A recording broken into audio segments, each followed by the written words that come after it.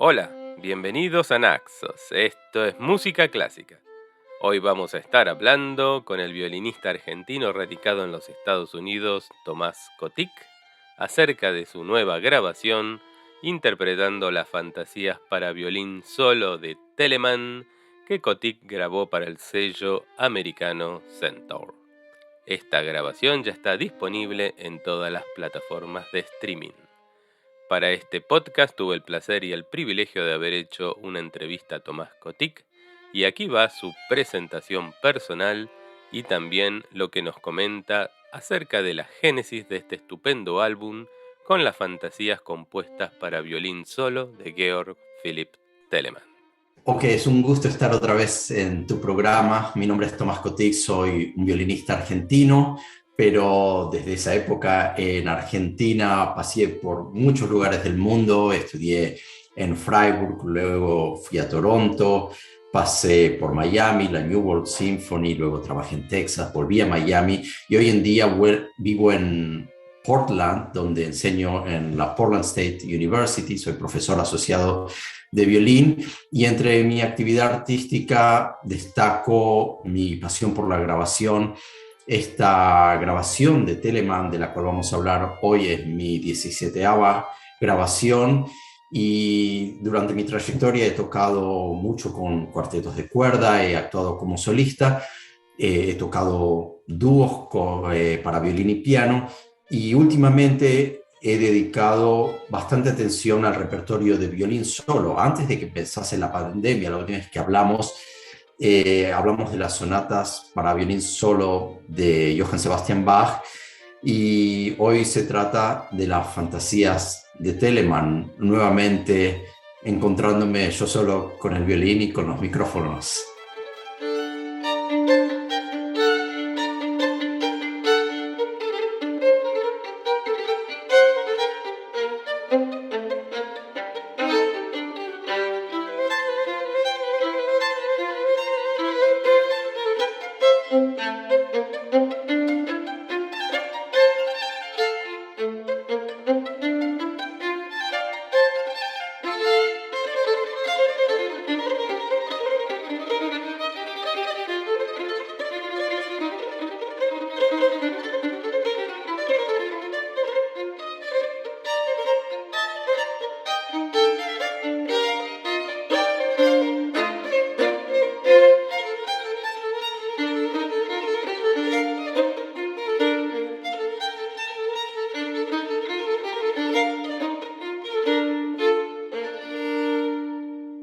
Hablamos a principios de la pandemia y es muy interesante cómo muchísimos instrumentalistas se dedicaron a explorar la obra de Bach en la pandemia. Quizás hay aspectos espirituales, también logísticos de la obra para violín solo.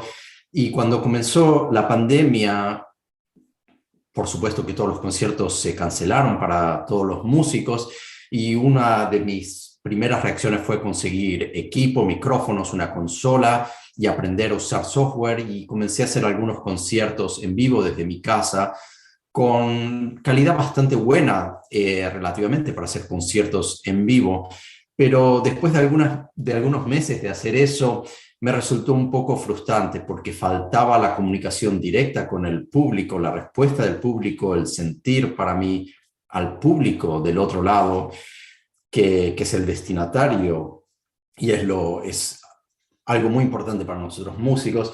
Y de la misma manera, aunque la calidad era bastante alta, no llegaba al nivel tecnológico de una grabación. Entonces, en esos conciertos había incluido, entre muchas otras obras, algunas fantasías de Telemann, y en algún momento me cansé de hacer esos conciertos y decidí volver a esa pasión por la grabación, y me dediqué a grabar 12 fantasías. Algunas las había explorado, de hecho hace como 10 años había grabado 3 de estas fantasías para otro álbum, pero en esta ocasión grabé las 12, algunas no las había tocado nunca, grabé incluso esas viejas fantasías para mí nuevamente, y fue muy, muy especial para mí complacer esa necesidad como músicos de expresarnos volver al estudio de grabación en un momento en que la ciudad estaba totalmente desolada, muchas veces grabando a la noche, en un hall que también estaba yo y el ingeniero de sonido. Y el resto de la ciudad parecía dormir. Y así es como fue la génesis de este proyecto.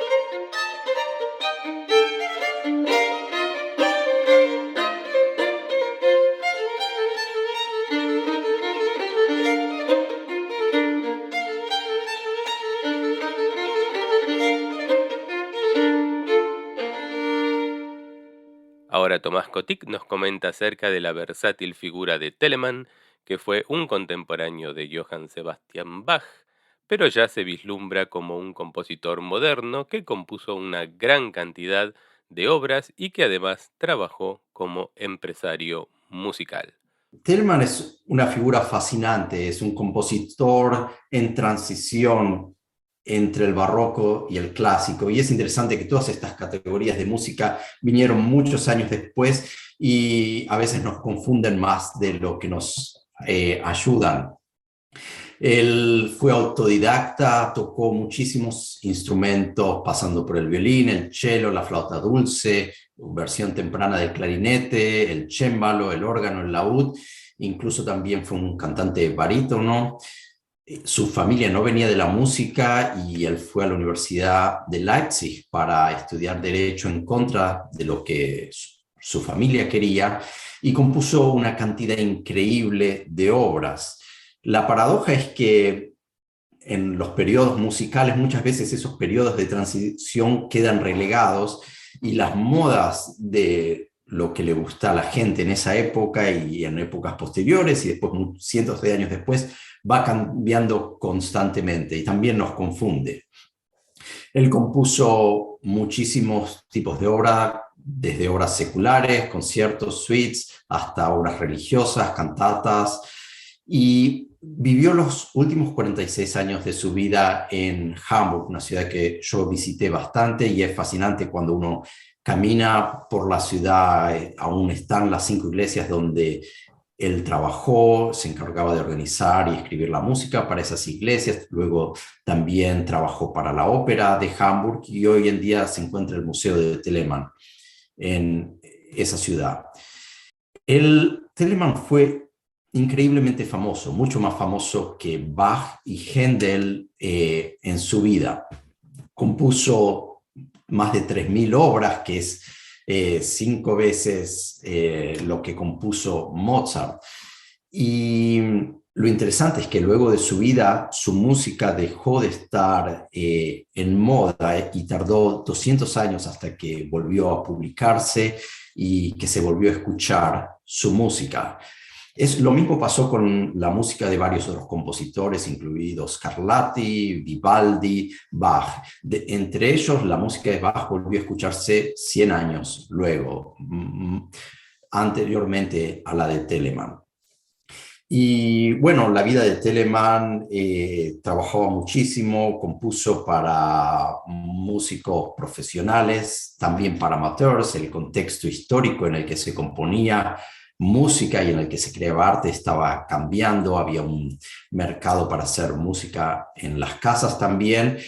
Y él tenía también muchos hobbies, le gustaba la jardinería, también escribió poesía y escribió una novela satírica, muchísimos dramas personales con su mujer, también haciendo apuestas, tenía muchas deudas. Eh, y influyó muchísimo ese mercado de música que estaba cambiando. Estamos yendo del barroco para el clasicismo y en los estilos en los que Telemann se manejan son el estilo galante, también conocido como rococó. Después está lo que se llama empfindsamer Stil, que sería una traducción como sensitivo, y el Sturm und Drang. No sé exactamente si tenemos una traducción para español, pero son estilos donde de repente se va desde una sencillez y una belleza melódica casi predecible hasta efectos de shock emocionales y efectos de muy emotivos durante melodías lentas en los segundos movimientos o donde se encuentran esos movimientos lentos.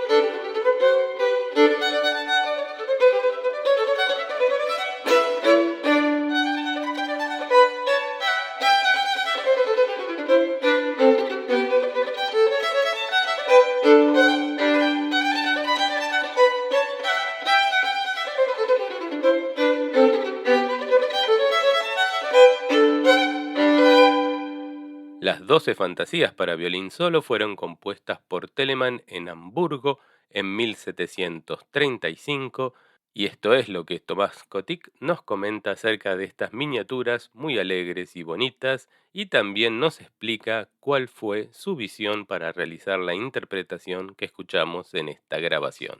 Telemann compuso estas fantasías en 1735. Eso es 15 años después de las sonatas y partitas de Johann Sebastian Bach, pero él probablemente no las había escuchado porque no estaban publicadas. Telemann también compuso 12 fantasías para viola da gamba, 12 fantasías para flauta y 36 para el clave.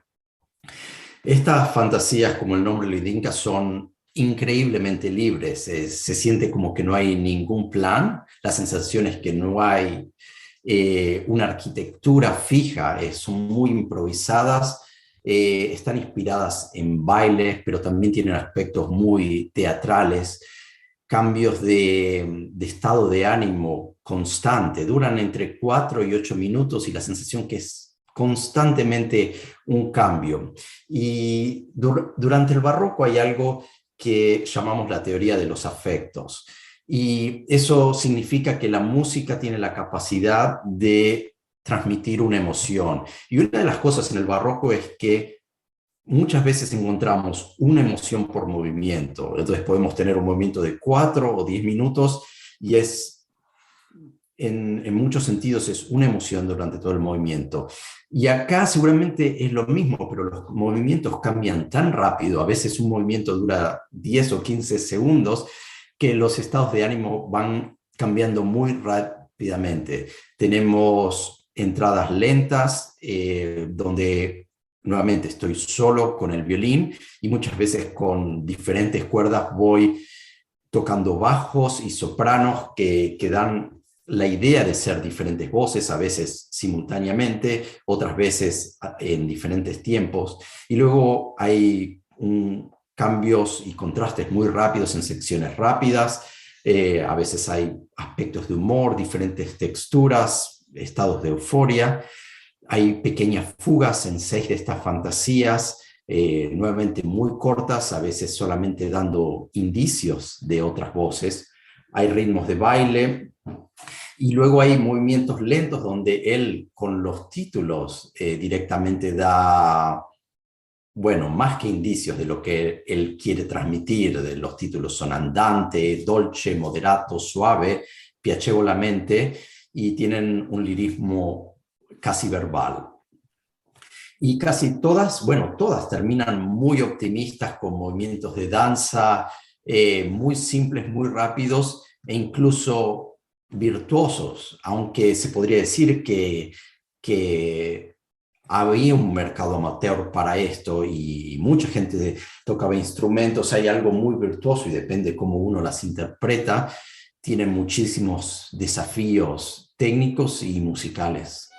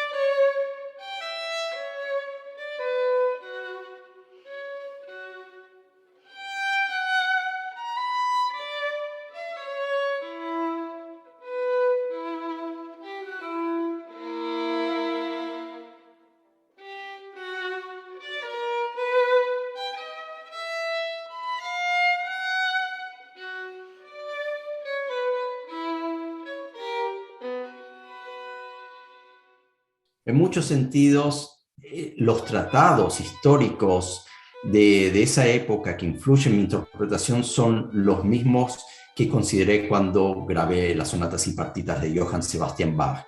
Los músicos, compositores, estaban escribiendo tratados de cómo se toca música. Es la época de la creación de las enciclopedias, los diccionarios, y de esa manera es como podemos tener ideas de qué era lo que buscaban los músicos y los intérpretes. Están los tratados de Quantz, de Leopold Mozart, de C.P. Bach, y esos tratados son interesantes porque como intérpretes nunca sabemos exactamente cuánto se refieren probablemente a épocas un poco antes de que escribieron esos tratados, a qué medida se refieren a costumbres musicales que solo se referían a los entornos geográficos donde ellos residían. Y esta es una época donde el estilo internacional está surgiendo. Telemann está influenciado por música alemana, francesa, italiana, inglesa, incluso un poco más de Europa del Este. ¿Cómo me influenció a mí? Bueno, toco con un arco barroco, al igual que lo hice con las obras de Bach, que es más corto, tiene la curvatura en la otra dirección que los arcos franceses que se generaron más tarde y los de transición, que están entre los arcos barrocos y los que creó Tourt. Y eso facilita hacer más énfasis en los arcos bajos, eso sobre todo para la música orquestal, pero todavía influye en la música para instrumentos solo, ayuda mucho para el cambio de cuerda, ayuda para tener tempos muy rápidos, para diferenciar mucho el comienzo de las notas y los énfasis que damos. Uso el vibrato solamente como un ornamento, no en un estilo romántico del 1900 tardíos, si queremos, en cada nota. Trato de tener una simplicidad, pero también una emoción muy grande en esos cambios de movimientos que te mencionaba antes.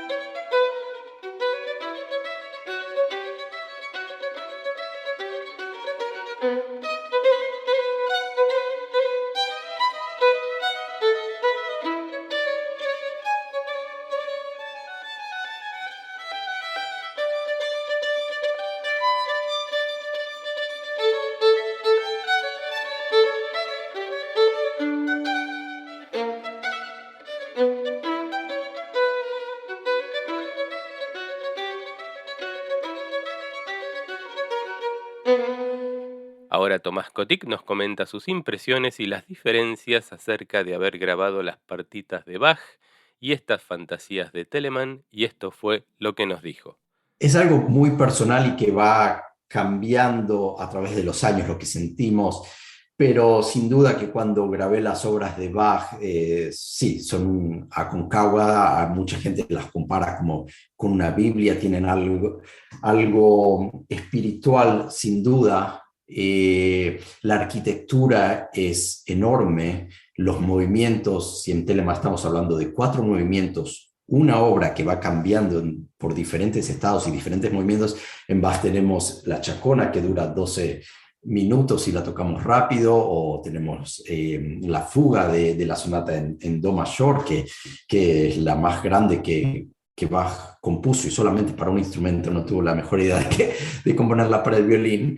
Y en Telemann van cambiando. Entonces cuando grabé estas obras de Telemann sentía una libertad increíble en cuanto a las emociones, en cuanto a dejarme llevar por la fluctuación en el tempo, que es algo que en los dos compositores es apropiado históricamente, pero en Bach había como cierta reverencia, respeto a que todos los violinistas famosos de los últimos 100 años han grabado esas obras y tienen una historia increíble, y en Telemann sentí como una gran libertad de interpretación, una alegría, una ligereza y también la sensación de que estaba improvisando en el momento y podía ir en cualquier dirección. Esa era la sensación.